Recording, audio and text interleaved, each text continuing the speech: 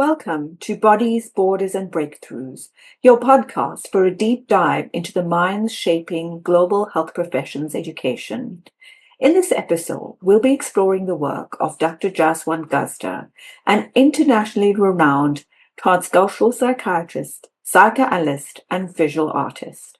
Our conversation will touch on her work at the intersection of child psychiatry, culture, and community-based mental health. We'll also reflect on how her South Asian heritage, artistic practice, and decades of clinical and academic experience shape her approach to healing, pedagogy, and global mental health.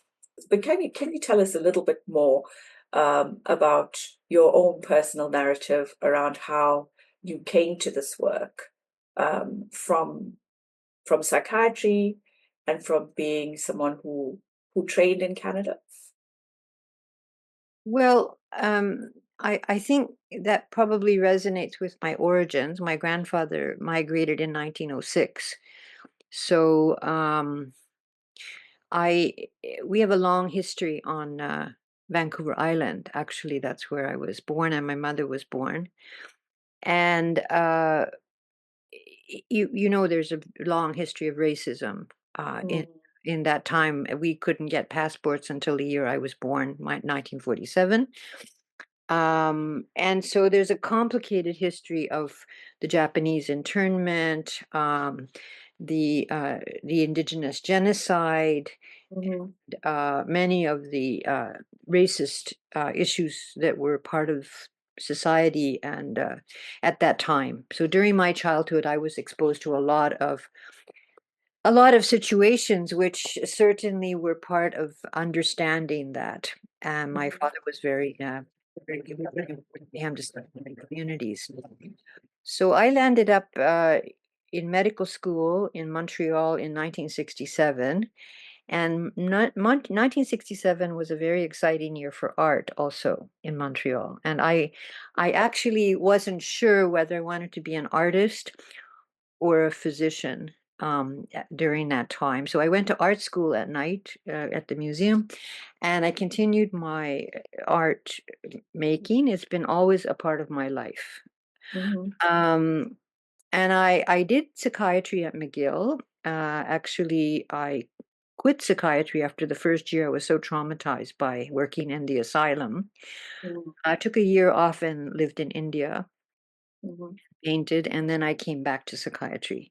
And when I came back to psychiatry, I was very interested in therapeutics, family therapy. I became a psychoanalyst, and I began to really search for people, mentors, to understand the diaspora experience in much more detail, especially my own origins. And so I met some wonderful people. Sudhir Kakkar was one of those people. Salman Akhtar was another. Um, there were some very important people in the UK, the people who started Nafsiat, Suman Fernando, etc. And then I got involved with Duncan Pedersen, and we were doing work in global health in war and conflict zone areas. And I landed up in Sri Lanka and Nepal during the wars. So all of this was rather accumulated experience. And then I went back to India for 5 years during the emergency. I came back after the emergency. And that time I met people who were working in community at especially Umid and Viva Krishnamurti, very interested in changing the laws around disability and working. There were at that time there were no services for autism or even ADHD for children. She started out with 2 rooms at Kemp's Corner, and eventually constructed this incredible unit, Umid, which was family-based and multidisciplinary, and reached out to slum areas and so on. A very community-based, and they, just like Barakvi Davar in Bapu Trust, these were the advocates for changing the rules around disability and support. So these are very important people in my life, meeting these people who were really changing things. Patel was in Goa with his group, trying to reach out to communities, and they taught me a lot about what I didn't know, and recognizing one's ignorance in an ethnocentric training, which is what we got in the West. How did that happen? Where did that come from? Was it a compulsion? Was it a drive? How did it come to be that you were able to pull those aspects of yourself together? Not just pull them together, but let them blossom so that people in the world were able to see them. Well, it wasn't an intention or a plan. So I could Mm, say that. Okay. I think that there were many lessons from my family history mm, and the predicaments of people. mm, I mean, actually, when I moved back to British Columbia in 2017, it was because I felt I needed to pay back mm, and look after what I left behind. mhm, And we've been very lucky in Canada. mhm, I think I'm a very privileged diaspora person. mhm, I was the first person in my family to go to university as a woman, to mhm, complete high school, and I had a wonderful father who really allowed me, yeah, to thrive in terms of mhm, I was sort of under house arrest. We weren't allowed to go anywhere, but then I had a passion for reading, mhm, so I realized I could go anywhere in a book. mhm, And I told my father when I was 8, Dad, I can't stay here. I'm leaving. I'm making a plan to go away to school, and I want to be a doctor, and I might want to be an artist. And he said, "Well, that will be very lonely. Why don't you stay here and you can get married here, and I'll build you a house and so on." I said, "Well, I just want to tell you, Dad, that isn't my plan." And you see, I would have those kind of discussions with my father at 8, and it was really I was so lucky because I realized that this small community of Sikhs, which were very community, sort of xenophobic, and I learned yes, Gurmukhi and Kirtan and all of this traditional yes, stuff, and I was brought up in Punjabi life at home, and then I was out in the world the rest of the time. So I was really lucky because it never occurred to me that that was complicated.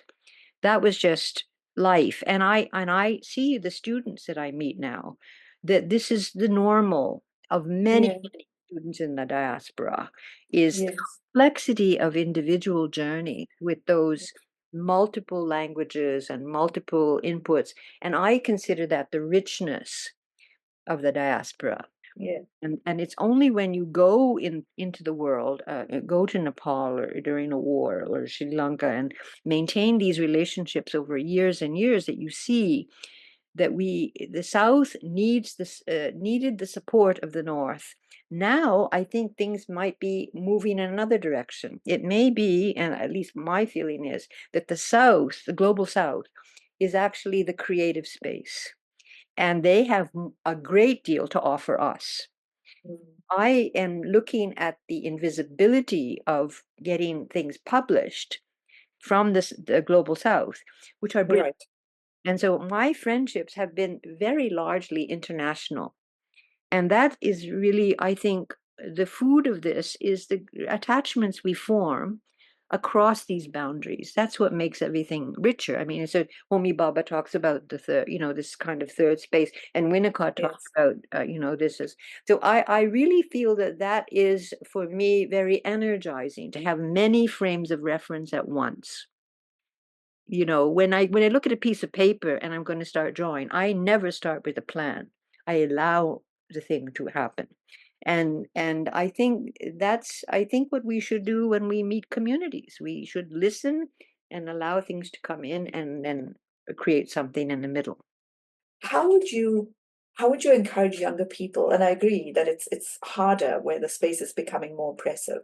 How would you encourage younger people, psychiatrists, artists, medical education specialists, to find the gaps like you have? How would you encourage them to find the gaps, to find that third space or fourth or fifth space and expand it? Well, that's a complicated question because it depends on where you land up institutionally as well. You know, many people that I work with, have a very limited idea of this global South, and it's really constructed through their ethnocentric vision. The psychoanalytic group, for example, it really took until 2023 before the Holmes Commission said that maybe we should be considering race and social determinants as psychoanalysts. So if it takes until I'm 77 to hear somebody say that, that tells me that obviously my formation was during a time I couldn't stand the psychoanalytic group at the beginning. What I was interested in was a richness of the tools it gave me. And uh, but I found the limitations terribly constraining. And I much preferred family therapy and global work and community work and so on. And I've always felt that we really didn't have enough respect for what nurses and social workers and childcare workers and art therapists did that was so essential. And so my team I've had wonderful experiences with team building across many years of working, and understanding that community has to speak. So the Black community I was very engaged with in Montreal. It was when I met Fred Hicklin in 2005 and worked with him. Actually, today is his death anniversary. He died during COVID in Jamaica. Fred really was a very important mentor for me. And but I'd already been, I mean, a lot of my practice were the diaspora at the margins. Uh, and and the hospital I worked in was built, of course, out of racism because the Jews couldn't be hired in McGill Hospital. Mm, They built that hospital for themselves, mm, the Jewish doctors, and it's become this very open space. And it was a very welcome. It was the only hospital I felt I could work in. Actually, I loved it there. I was. I feel so grateful for the people I met who were very open to me. Just as I felt very constrained, and I experienced a lot of institutional racism also.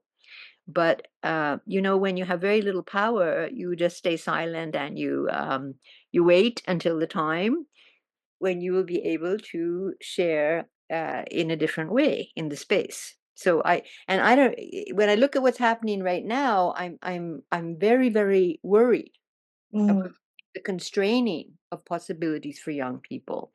I'm very very worried about the impact of technology and AI and doing AI therapies and so on, when you don't have a clue about community or the complexity of listening, just Yes. be to listen. So I do think that you can do global mental health in diverse settings anywhere in the world. Every city that I've been in is a diversity experience of some sort. True. But what kind of medical school training do you have about diversity is basically ignored. So as you say, survivance it goes over centuries. So I mean, Shakespeare was writing about Othello and and the Merchant of Venice issues. They aren't very much different in some ways even now. So when my friend in Brazil, when I discovered the Brazilian scene also, that was very important for me, working with Vitor Pordias and my friends in Brazil. And they're just realizing, look, here's the largest slave entry point in the world, and Mhm. a society dominated by white voices and not by black voices, or neither by, it's a syncretic situation, but so dynamic and doing incredible work, but nobody knows about it because it's not translated into English, Nisa de Silveira's works. So I also realize that until you go to a place and really understand or listen, or whether when they come to you, which you're lucky enough at McGill or Harvard or other places of learning to welcome international people, you should take that as an opportunity to learn, just as you do from a patient. So I would say my best learning experiences with my patients. That's the rule, that I would suggest for a student. And I think to forget one's ancestors is a big mistake. So I've always had this, there was, in adolescence, you're constrained and suffocated when you come from a collectivist, very tight traditional community, and then outside society is all into individualism and something else. But so Right. having now looked back on it, I was given something from that traditional upbringing, how much as I resented it and felt suffocated by it, because that allowed me to understand the predicament of most women in the world, Yes. of collectivist societies. Yes. And if I hadn't had that training, in a sense, you know, um, so the scripture says one thing, written by Sufi poets and Hindu saints, etc. Yes. The reality of Mhm. people is that they are attached to centuries old mythological formations about gender and positionality and all these things. And these things are syncretic and they keep moving constantly. So one has to simply be, open to hearing that. But then what you've done is you've taken that passion at a different level as a teacher and brought it to your McGill summer courses and conveyed that.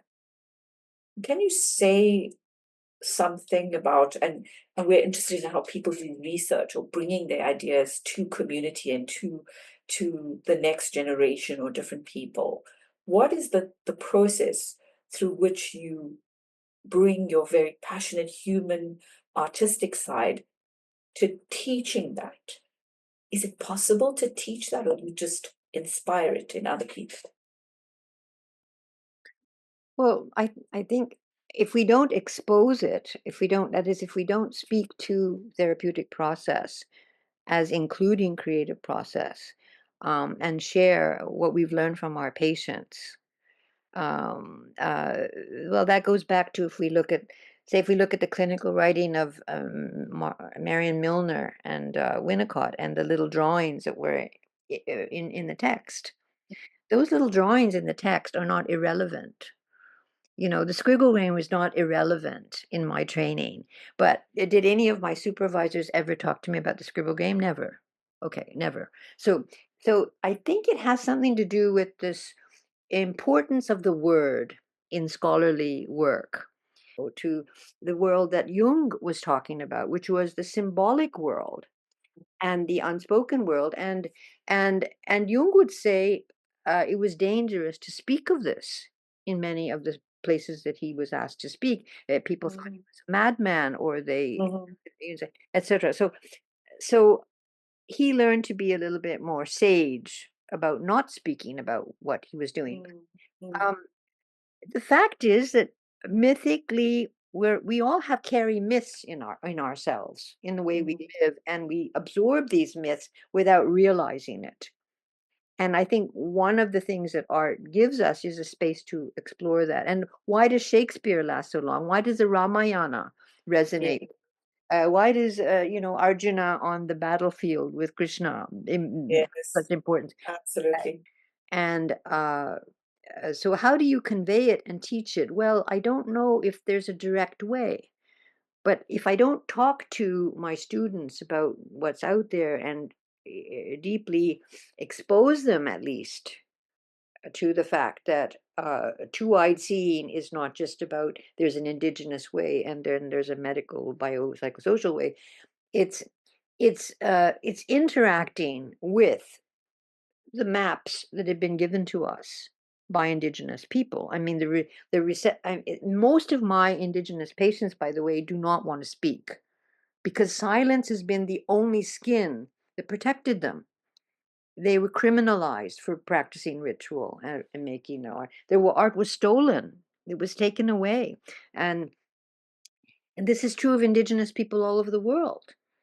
So they have a lot to teach us about how did you Absolutely. survive? How did you survive? How did you, keep your integrity? And how did you pass it on to a next generation? And how important is it to look at art? It's incredibly important. Yeah. Because it's always speaking to you. So Paula Rigo had, dealt with the Portuguese oppression and then escaped to England and created this vast work of myths and childhood and oppression in the symbolic world of her paintings. And she never stopped drawing and painting. So women artists have been oppressed in addition to other things. Women artists have been told that they can't, that this is not privileged space for them. I think the kind of work that you do is wonderful. You've been so generous and open in sharing your knowledge and ideas, but your own personal history and reflections on your own life with us. You've left us with questions, and it's a great place to close, because it's questions and these kinds of questions that are going to make us think deeply and creatively about the future, and where we want to go and how we want to go there and what kind of selves we want to take into that future. So thank you so much for your contribution. It's been an absolute pleasure as always, and I look forward to seeing you in the future. Thank you very much. Thank you for asking me to come. You're Nice. welcome.